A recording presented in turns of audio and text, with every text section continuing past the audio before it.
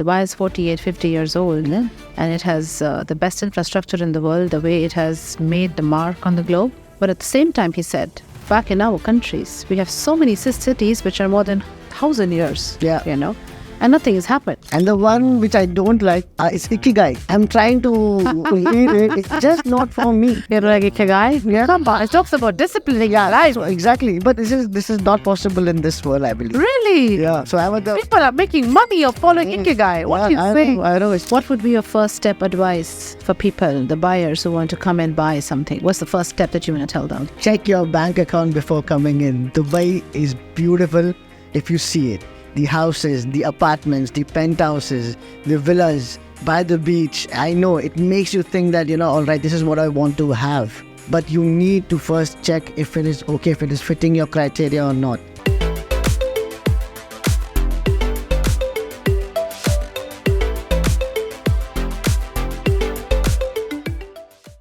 Hello everyone, welcome to yet another fantastic episode of Beyond The Boardroom with someone who is very young, someone who is making a mark in the real estate industry in UAE. And I am with one of the most popular associate directors from none other than but Springfield Real Estate Company, and someone who is actually making the world feel at top of the world by selling, and of course, getting very, very big commissions. Yeah. Welcome, none other than Anjal Singhvi, Associate Director at Springfield. Thank you for calling me young still. Thank you. Of course you're young. So tell me something about yourself. So I've been in Dubai for 14 years. Before that, I was studying. I'm from Udaipur. After that, I finished my school, and then I was thinking where to go. A lot of people think which subject to take, but I was thinking of which place to go. Switzerland came on the map, and father was like, okay. So I studied from Switzerland. 4 years, did my hospitality management, and then I got a job over here. I came over, worked in hospitality for around 6 to 7 years. Wow. And then switched to real estate. And it's been 8 years since I've been doing that. Amazing. Thank you. So what keeps you motivated in this industry? Because real estate in Dubai especially is never ending, never dying. Yeah. It's something, it's very competitive. Yeah. It's something which is very unruly. So what keeps you motivated? Don't tell me commissions. Yeah, well, that's given for everyone. That's point 2 or 3. But it's just that when you are in Dubai, have you seen the city? It's beautiful. You see the architecture around it. I mean, so modern. It's so contemporary everywhere. So I like you said as well before we started this, I love houses as well. I love selling it. Of course, I love the money that comes with it as well. And I love the life that I can give it to my family as well with this. Believe me, the work that I was doing before, it was like around, like I said, 8 years. I wouldn't have imagined myself doing it, the kind of life that I'm living right now. So that's the main motivator for me. Yeah. Amazing. Yeah. So definitely it's the numbers. Yeah, it is in the numbers. A lot of people say, well, I don't put a number, or money is not the final destination. But it does solve a lot of problems, in life. So I don't think so it would be right for me to ask you, because obviously you must be dealing with all possible builders in Dubai, right? Be Humour, be Demac, be Ellington, be Soba. But who's your favorite one? It is Humour. Is it? Yeah, it is Humour. I sold my first property over there as well.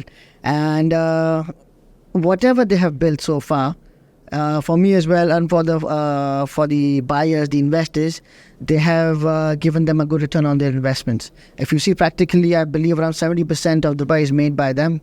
Downtown is made by them, Marina is made by them, Meadows, Arabian Ranches. So they have practically shaped up Dubai.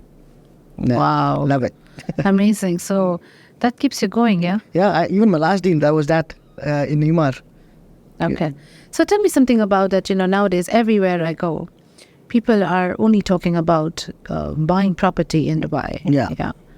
And obviously, Dubai is a very progressive country. And I realized while talking to someone very young, on the other day on my podcast shoot, and he just opened up my eyes. He said, Dubai is 48, 50 years old. Yeah. And it has the best infrastructure in the world, the way it has made the mark on the globe. But at the same time, he said, back in our countries, we have so many cities which are more than 1,000 years, and nothing has happened. So where do you see Dubai 50 years? Well, the roadmap for next 15 years is already there. If you know, the Sheikh has already rolled out for 2040 already. So when you're talking about 50 years, I think it's gonna be one of the best cities in the world, and that's the plan. That's the plan for the people who are living over here. That's the plan for the ruler who's from here. So we are all working in unison. When I can proudly also say, Dubai is home for me. I've been, like I said, I've been 35 years, and if I'm here 14 years, that's almost like 1/3 of my life I've just spent over here. Yeah. More than that. Yeah. So this is home for me, and I would like my city to grow, to be number one in the world. That's where I see it, and I believe that's where the ruler of the country also sees it.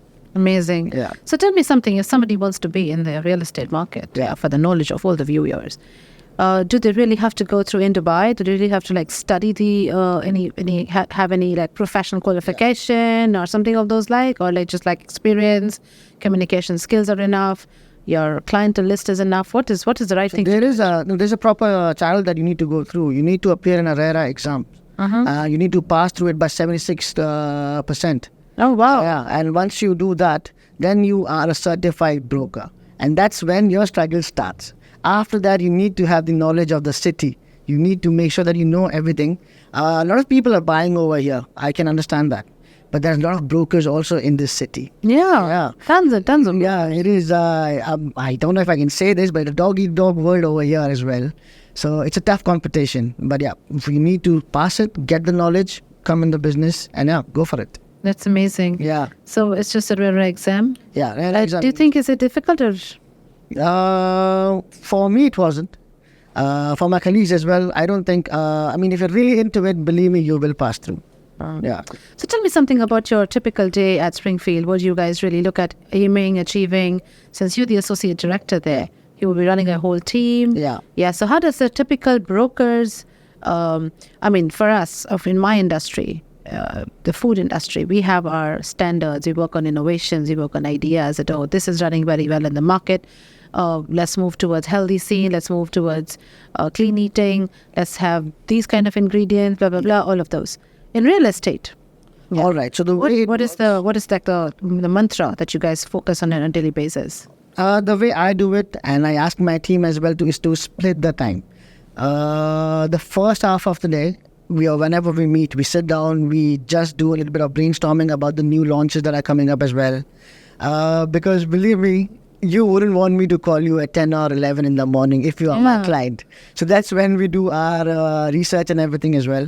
We make sure we just streamline few of the projects which are coming in as per the client's need. And in the second part of the day, which is like post-lunch, either we are calling them or we keep our meetings and everything, or we are on and out and about meeting people over there.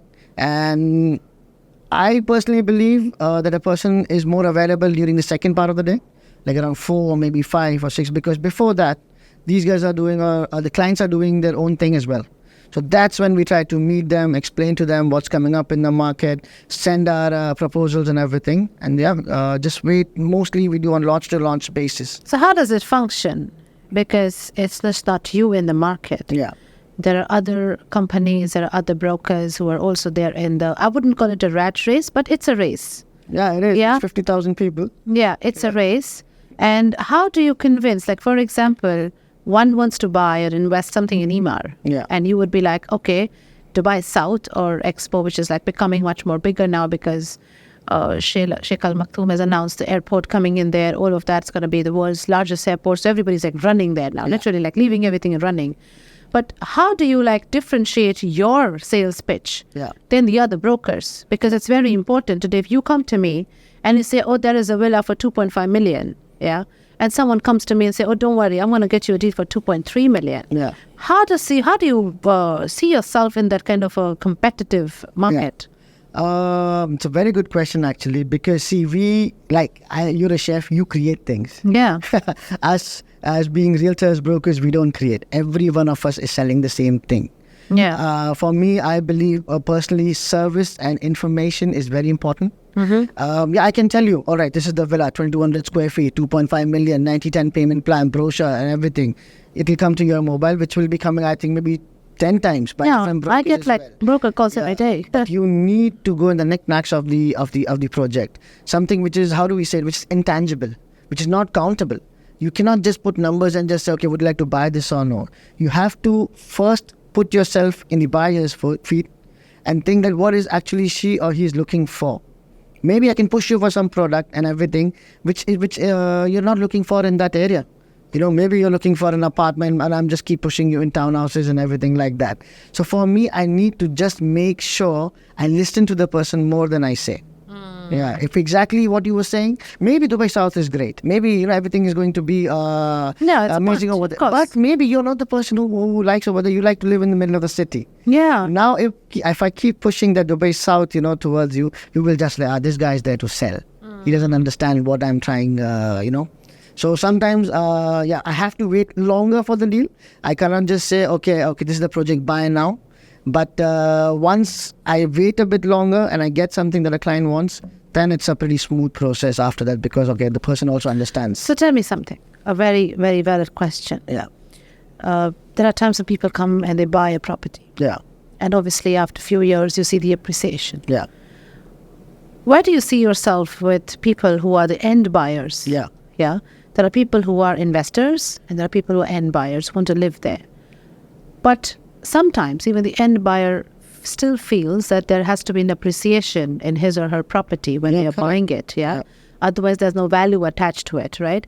So how do you convince an end buyer understanding that, okay, you know what, even if you're going to continue to live here for 5 years or 6 years or 10 years, by the time your family is growing, everything, it is still going to appreciate. Do you see Dubai like that? Yeah, I have seen. Luckily, it has happened with me as well.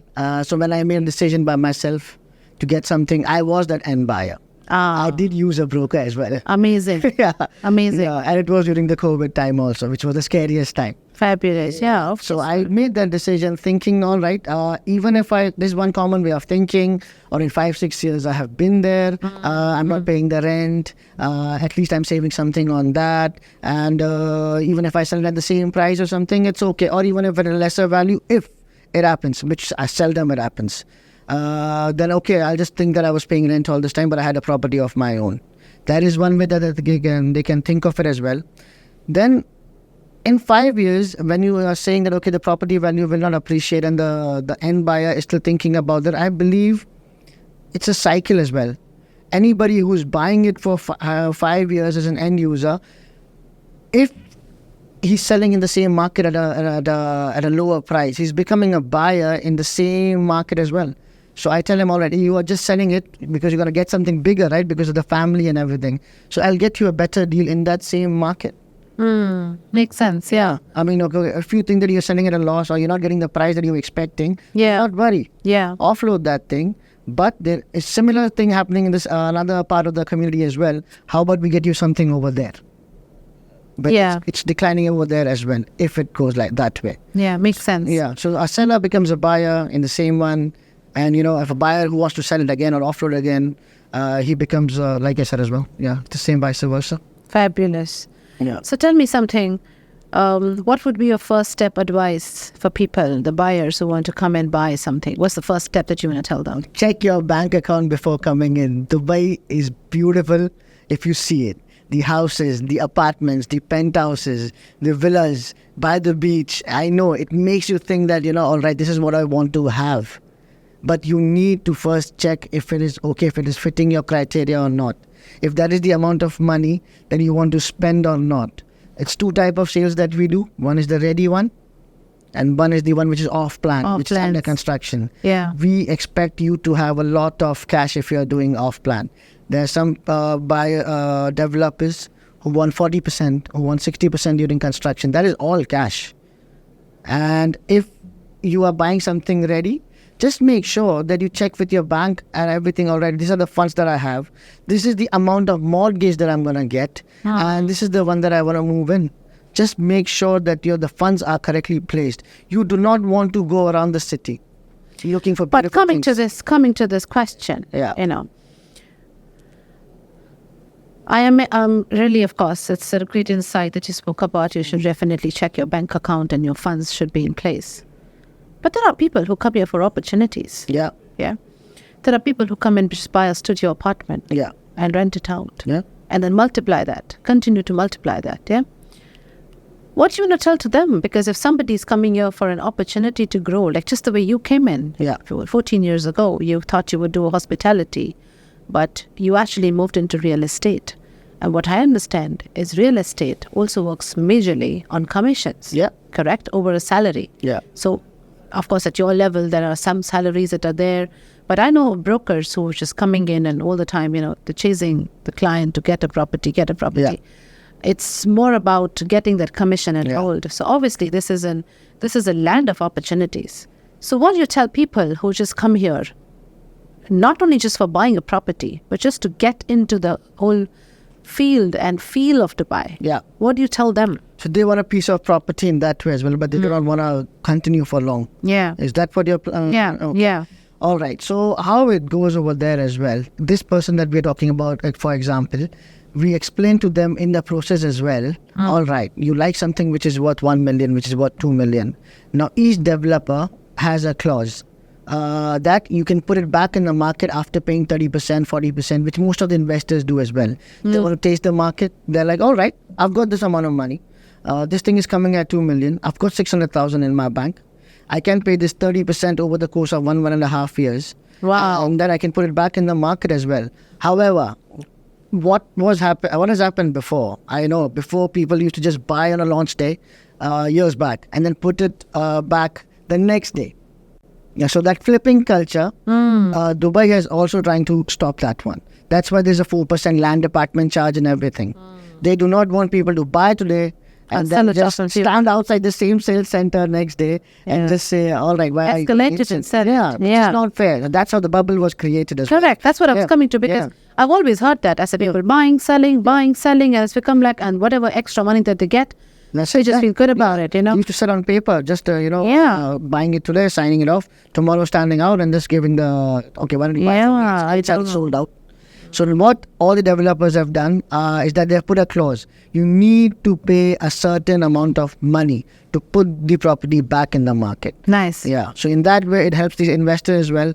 We are sure as well when we speak to them, all right, you need to have around 50% by EMA, 40% by the mark. Some people have 30, 20%. You need to have this kind of money, hold the property for that long, and then only you can put it. And then the next Fabulous. So what's the advice do you give to your team members? You would have a team. And you was like, every day you said you have a juggle with them, a hurdle with them. Yeah. And what do you advise them? Like chase? Chase and wait. To me, I believe, this one, I think everybody would say that, okay, keep following up, keep doing this. I just have a very small, how do I say it? What's a strategy? Yeah, I just tell them to just show up. Half of the thing is done when they show up on time. In our field, there's no timing. We're not paying you. I cannot ask you, come on time.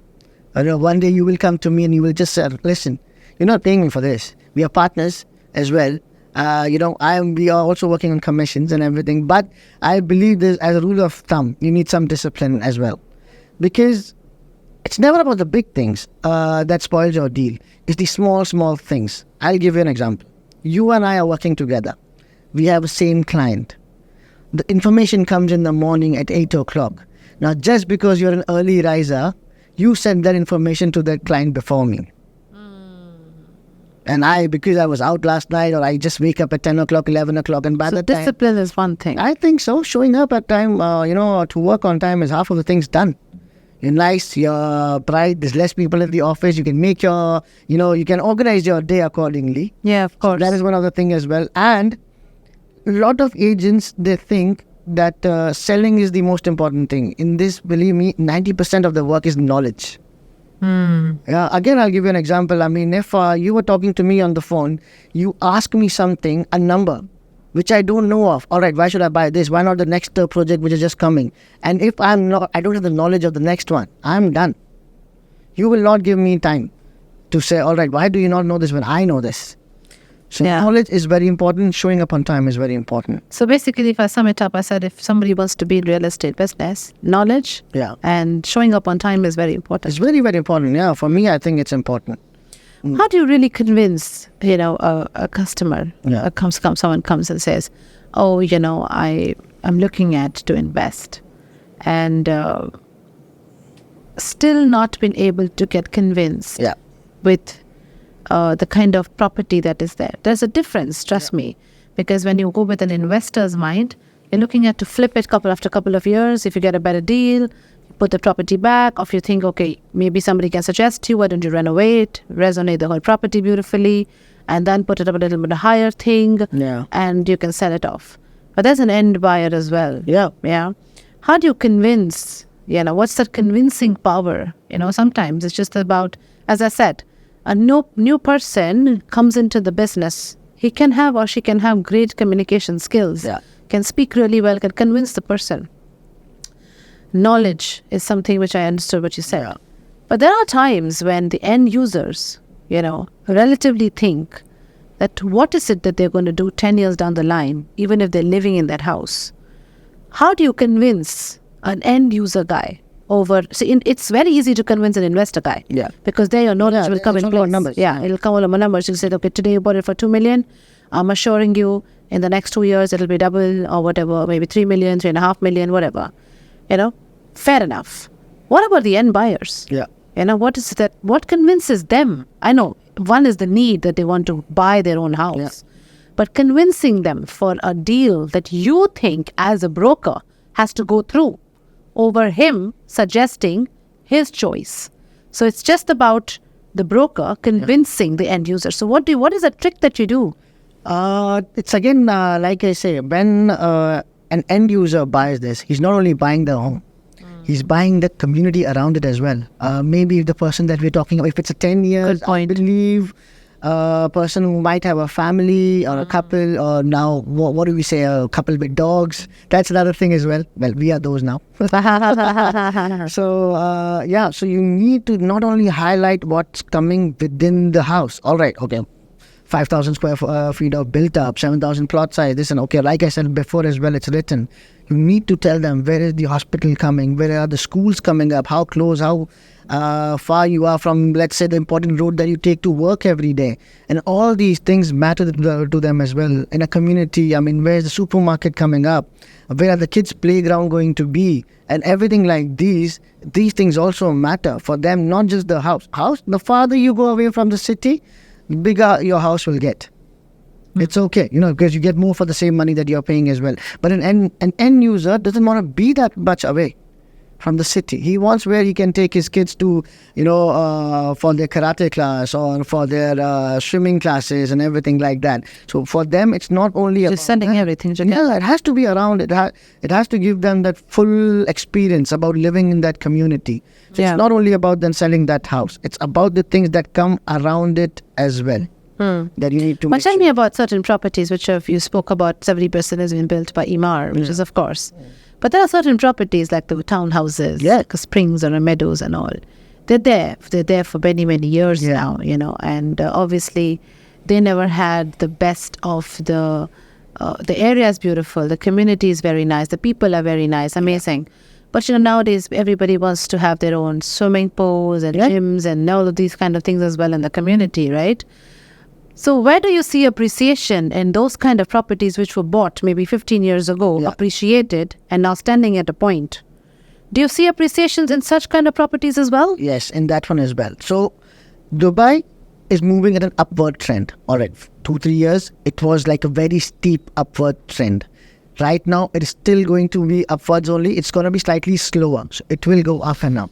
Now, talking about those properties which are now 15 years back, yes, it did make money for the first person who bought it. Yes, absolutely. Yes, and then, like this, it's a very stereotypical thing to say, but it still works in our business. It is the location. Now, a lot of these people who are going to buy this Springs villa and everything, they're not even going to buy for the house. They're going to buy for the land only. They have kept already 500,000 or maybe 600,000, 700,000 aside. They just do not want to move from that area. They know, all right, I might get a better villa with the same price, maybe in Dubai land, in 20-25 minutes away. Yeah. But they don't want to go there. They're like, all right, I will take this piece of land. I will make my own changes in this. And I will live here for another 10 to 15 years. And it will further keep on going up and up. It will go up. The center of the city, now if you're saying Springs, or even south is not far. Correct. Yeah. Everything seems in Dubai very close now. Yeah, if you're sitting here right now, in that price point, there is no other community so close to Sheikh Zayed Road. I agree. You live over there. Yes. I'm very fortunate I'm living there. Yeah. There's no villa community like that. So Yeah. close. Yeah. Yeah. So it will not lose its value. That's right. I'll tell you why, because the viewers are always looking at that, okay, we have a real estate maestro sitting with us and, okay, we have bought certain things and what it's going to happen in future. Yeah. Are we going to move forward, not move forward? You know, is it going to give us anything? What if I want to leave Dubai and move to America or to UK? What am I going to do with it, you know? Even if I bought it for 3 million, is it going to give me like just 3.5? Is it going to give me like 4.5? So people have those kind of notions, which is great. Which I'm happy you cleared that air from my head. Yeah. See, the bottom line for this investment will never change. High risk is high reward. So I'm not saying that, okay, it's all safe and all covered up. Otherwise, we have the FDs and the mutual funds. I think that is not that secure. I believe FDs are. Yeah, fixed deposits are, but if the government changes, it just changes. Yeah. So high risk, high reward. And I believe real estate is the only thing where it's uncapped. Just to give you some numbers, I'm sure there's a lot of memes going on as well. We sold those Atlantis apartments. Wow. Yeah, 7.2 million. 10.4 million, like this, and they've gone ridiculously high at 30 million. So Wow.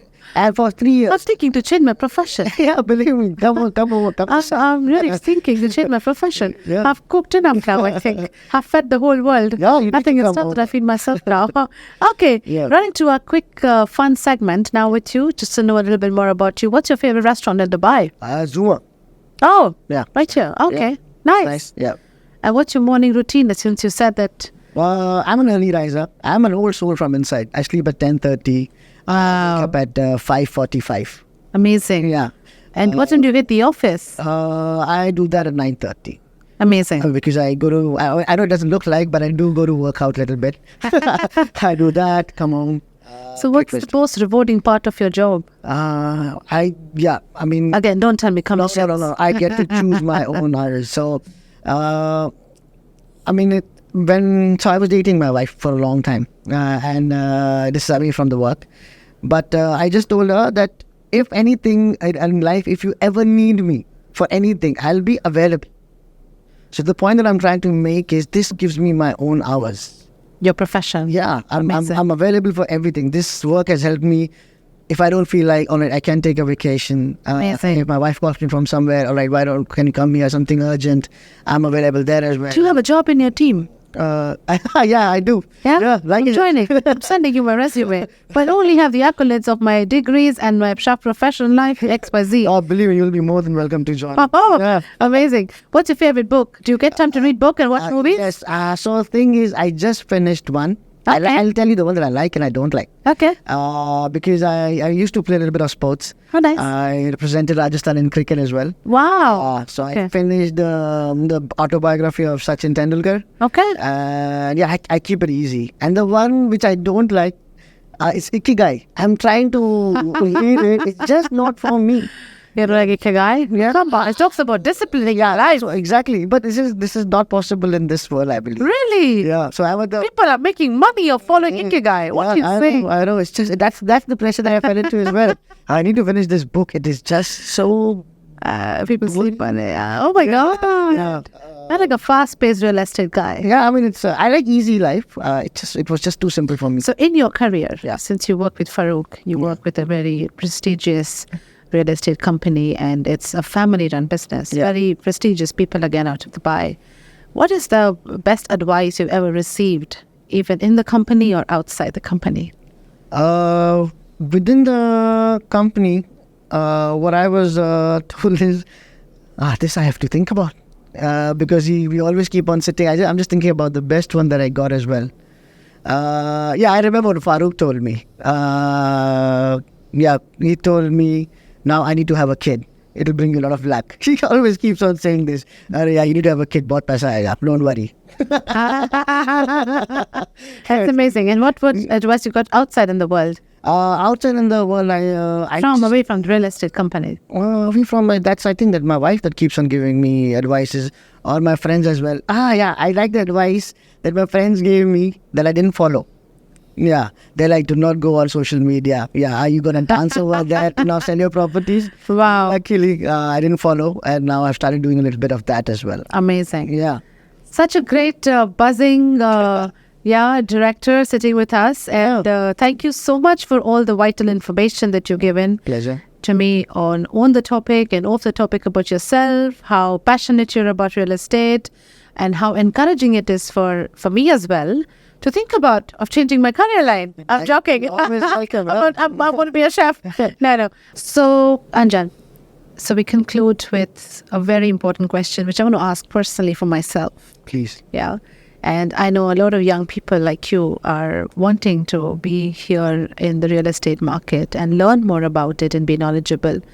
What is the advice that you want to give to people when they are looking at to start a career in real estate? Yeah. The first point that I want to make is when you start this thing, it doesn't happen immediately. You need to have at least a 6 to 8 months cushion. You need to have some savings with you to make sure that you don't panic midway. It's not like you just start day 1 and day 2 or day 3 and day 5th you get a client and you close him or you close her. It's not like that. You need to have some funds secured for 6 to 8 months. Another thing is, it's a trivial thing. I mean, not many people say it, but apparently having a driver's license in Dubai is considered almost as a skill. Have that. You need to keep reading every time so that you have the proper knowledge as well of the product, and that's the only time that you can come on the floor and start talking to clients. So yeah, these are the main things things which are important, out of which I'll still say the first point, you need to have some funds already in your bank account to make sure that you start your journey. And in Dubai. You just cannot be thinking that, all right, I was doing this job beforehand and then I have a month's salary, or what do you say when you exit the company? Acceptance, the final. Yeah, that will not be enough. You need to have some savings. Yeah, of course. Yeah, and that's how you'll be okay. Yeah. Amazing. Yeah. So I think I would say to everyone who has been listening to us very patiently about having a career in real estate, I think what I have learned is definitely the knowledge. Yeah. Yeah. And at the same time, the patience. Because sometimes certain industries requires a lot of patience, but a clever patience, I say. So in your industry, you have to be clever enough to be patient enough. Yeah, you can't lose your client just on the basis of being patient. Yeah. You have to chase, but in a very clever manner. Yeah. You have to have your perspectives in place. You have to have your competitors' eyes around. Yeah. And your eyes open doubly around that, okay, what's the other guy selling at? Yeah.